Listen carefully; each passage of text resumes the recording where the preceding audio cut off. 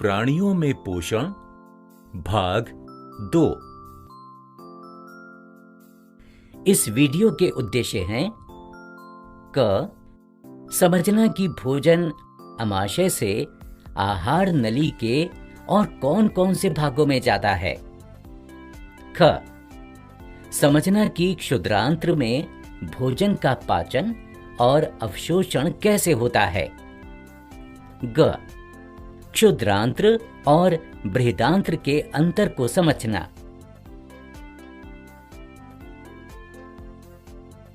नमस्ते दोस्तों, कैसे हैं आप सब? हमने पिछले वीडियो में सोनू और मीना के साथ मनुष्यों में पाचन प्रक्रिया के बारे में समझा था। हमने भोजन के मुंह से आमाशय तक के सफर को भी समझा था। आइए इस वीडियो के माध्यम से हम भोजन के आमाशय से आगे का सफर समझते हैं। दीदी, शाम हो गई है। आपने कहा था कि आप शाम को भोजन के आमाशय से आगे के सफर के बारे में बताएंगी।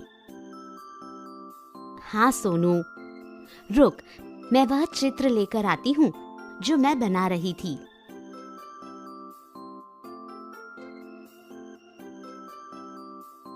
चल, बता कि तुझे क्या याद है? भोजन को अंदर लेने की प्रक्रिया को अंतर्ग्रहण कहते हैं। भोजन मुख ग्रहिका से होते हुए आमाशय में पहुंचता है। आमाशय श्लेष्मल हाइड्रोक्लोरिक अम्ल तथा पाचन रस स्रावित करता है और जटिल पदार्थों को सरल पदार्थों में बदलता है। वाह सोनू, तुझे तो सब याद है। चल, अब भोजन के आगे के सफर के बारे में समझते हैं। आमाशय से भोजन क्षुद्रांत्र यानी स्मॉल इंटेस्टाइन में पहुंचता है। यह 7.5 मीटर लंबी कुंडलित यानी कि घुमावदार नली है। यह यकृत यानी लिवर और अग्नाशय यानी कि पैंक्रियास से स्राव प्राप्त करती हैं और खुद भी कुछ रस स्रावित करती हैं। 7.5 मीटर, इतनी लंबी? दीदी, मेरा तो पेट इतना छोटा सा है, इसमें इतनी लंबी नली कैसे समाती होगी? दोस्तों, क्या आपको पता था कि क्षुद्रांत्र की लंबाई 7.5 मीटर होती है? हाँ, सोचने वाली बात तो है। यह किसी रस्सी की तरह कुंडलित होती होगी, इसीलिए समा जाती है। पता है सोनू, यकृत जिसे जिगर भी कहते हैं यानी लिवर हमारे शरीर की सबसे बड़ी ग्रंथि यानी ग्लैंड है। यह पित्त रस स्रावित करती है। पित्त रस वसा यानी कि फैट्स के पाचन के लिए महत्वपूर्ण है। क्या यकृत क्षुद्रांत्र के पास होता है? यह उदर एब्डोमेन के ऊपरी भाग में दाहिनी तरफ होता है। यहाँ देखो। और अग्नाशय यानी कि पैंक्रियास पीले रंग का होता है। यह अग्नाशयिक रस स्रावित करता है जो कि कार्बोहाइड्रेट और प्रोटीन को पचाने में मदद करता है। और अग्न्याशय कहाँ होता है? अग्नाशय आमाशय के ठीक नीचे होता है। देख यहाँ। अब बचा हुआ भोजन क्षुद्रांत्र के निचले हिस्से में पहुंचता है। यहाँ आंत्र रस यानी डाइजेस्टिव जूसेस पाचन क्रिया को पूर्ण कर देता है। यह देख, मैंने इस सूची में लिखा है कि कौन से पदार्थ किस में परिवर्तित होते हैं।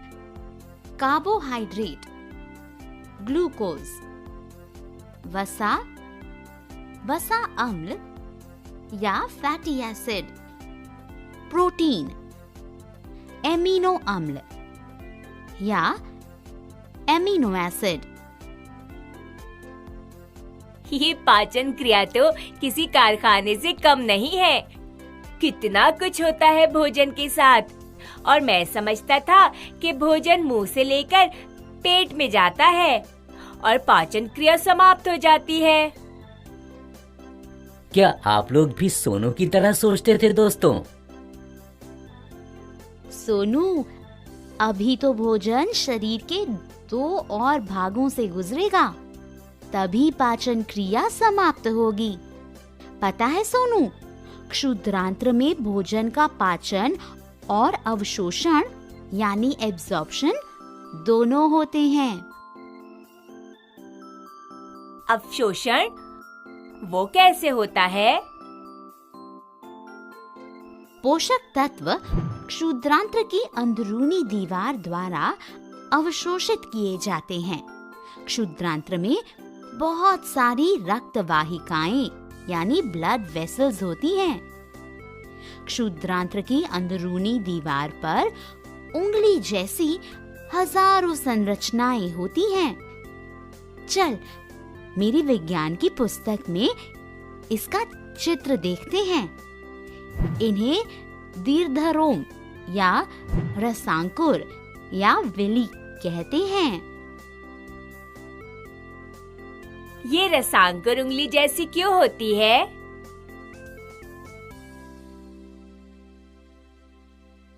किताब में लिखा है कि उंगली की तरह संरचना के कारण पचे हुए भोजन के अवशोषण के लिए तल क्षेत्र यानी सरफेस एरिया बढ़ जाता है। रसांकुर में बचे हुए भोजन का अवशोषण हो जाता है और भोजन रसांकुर से रक्त वाहिकाओं में चला जाता है। अच्छा, तो ऐसे भोजन का अवशोषण होता है और हमें ऊर्जा मिलती है।